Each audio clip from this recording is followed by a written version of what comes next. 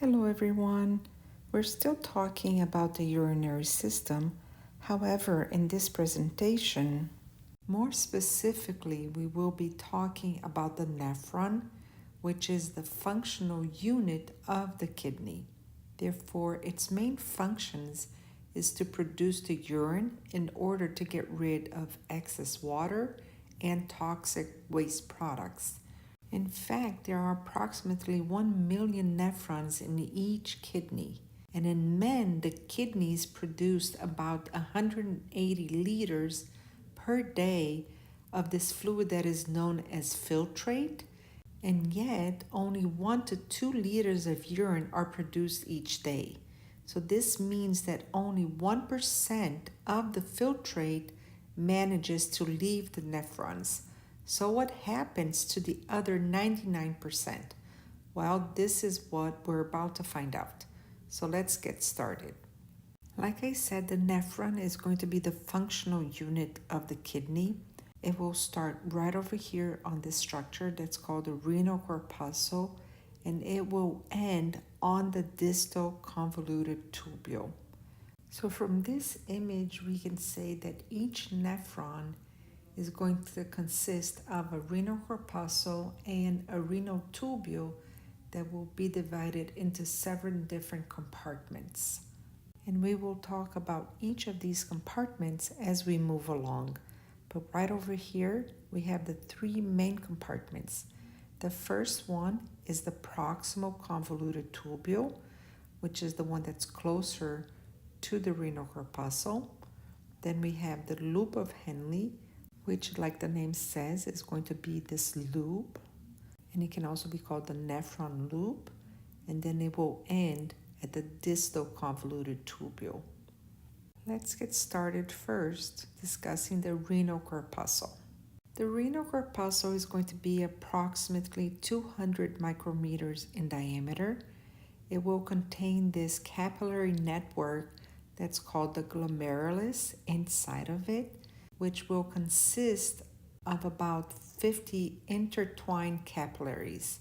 Now, blood will arrive at the glomerulus by way of the afferent arteriole with an A and departs in an efferent arteriole with an E. So afferent arrives, efferent exits. Now, where is this blood coming from? Well, initially it enters by way of the renal artery that enters the kidney through the hilum, remember? Then it passes through these collections of arteries. The first one is the segmental artery, which, like the name suggests, will segment further into the interlobar arteries, which also, like the name suggests, will pass in between the renal columns, which is what separates the renal lobes. Then it heads up and curves around the renal pyramid, forming an arch, becoming the arcuate arteries. These will form several branches going up the renal cortex, which again, like the name suggests, will be called the cortical radiate arteries. And these are the ones that will then give rise to the millions of afferent arterioles that will take the blood to be filtered by the glomerulus that is present in the renal corpuscle. Now, the capsule that forms the renal corpuscle is what we call the glomerular capsule, or it can also be called the Bowman's capsule. So both are acceptable terms. But both of them combined, the glomerular capsule and the glomerulus, forms the renal corpuscle. But on the models, when we tag these structures over here, then we are talking about the renal corpuscles. If we're tagging this specific structure, then it can be either the glomerular capsule or the Bowman's capsule. And inside, we're going to find the glomerulus, which we can see also on this other model. Like I said, the glomerulus is going to be this network of blood vessels that are formed by these specialized endothelial cells that are called podocytes. Podo means feet, and of course, cyte means cells, right? And notice how these endothelial cells, they have these little extensions that resemble feet-like structures. And this is why they're called podocytes. In addition, they are considered fenestrated capillaries, which means that they are full of holes that provide nearly no resistance to fluid flow, but are able to retain all of the blood cells, the platelets, and the proteins. And the filtration will occur as the blood pressure forces fluid and dissolved solutes out of the capillaries and into this capsular space right over here. And this resulting filtrate is going to be very similar to plasma with the blood proteins removed. So this protein-free solution is known as the glomerular filtrate, or simply a filtrate. And like I mentioned in the first slide, the kidneys, they will produce about 180 liters per day of this filtrate.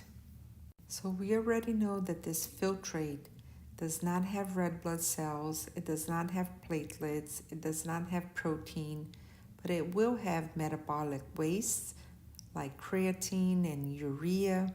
In small amount, these substances, they are okay in the blood, but they are harmful in large doses, and this is why the body gets rid of significant amount through the kidneys. Now, the filtrate will also contain organic compounds such as glucose, free fatty acids, amino acids, and vitamins. Next, we have the proximal convoluted tubule, which is the next tube, which will reabsorb these potentially useful materials before they leave our body, and we will see why this is the case on the next slide. So the proximal convoluted tubule is going to be the first part of the renal tubule. Proximal because it is going to be close to the renal corpuscle. Convoluted because it is wiggly, twisted. And tubule means that it's going to be a small tube. Notice how this tubule is going to be lined by a simple cuboidal epithelium, right? Is it not made up of one cell layer? And aren't these cells square? Therefore, simple cuboidal. However, they do have something else on their apical surface. And what is it?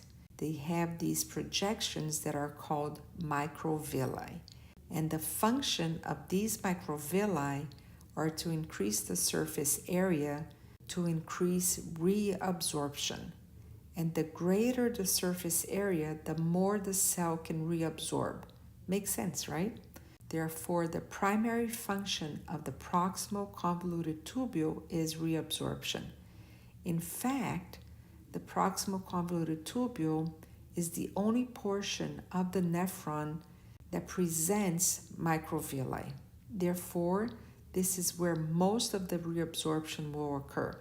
Its cells actively reabsorb organic nutrients, ions, and plasma proteins, if any, from the filtrate that might escape. In addition, as the tubular fluid passes through the tubule, the epithelial cells will reabsorb 60% of the sodium ions, which is positive, and therefore chloride ions, which are negative, will follow as well. And water, which leaves by osmosis. So if sodium goes, chloride goes after, because positive will attract the negative, and water goes through by osmosis. And the tubule also actively reabsorbs potassium, calcium, magnesium, bicarbonate, phosphate, and sulfate ions. So it's really busy.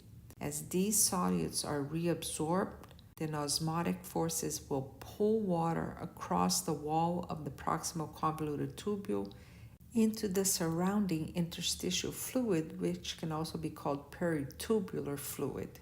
Therefore, outside of the proximal convoluted tubule. And this means that it will stay inside of the body. It will not leave through the nephron and therefore it will not be carried away by the urine to leave the body.